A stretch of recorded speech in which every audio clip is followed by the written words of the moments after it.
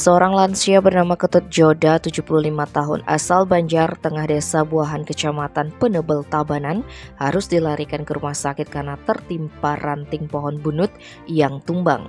Kepala Pelaksana BPBD Kabupaten Tabanan, Inyoman Srinade Giris, Senin 24 Juli menjelaskan peristiwa pohon tumbang dilaporkan warga pada Senin sore.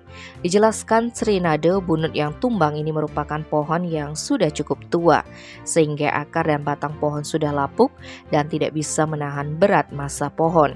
Akibat tumbangnya bunut ini, jalan menuju Purbeji dan Subak di kawasan Desa Buahan tertutup dahan pohon dan tidak bisa dilalui. Selain itu, seorang lansia bernama Ketut Joda disinyalir juga sempat tertimpa dahan pohon ketika berada di areal persawahan dekat dengan lokasi pohon tumbang.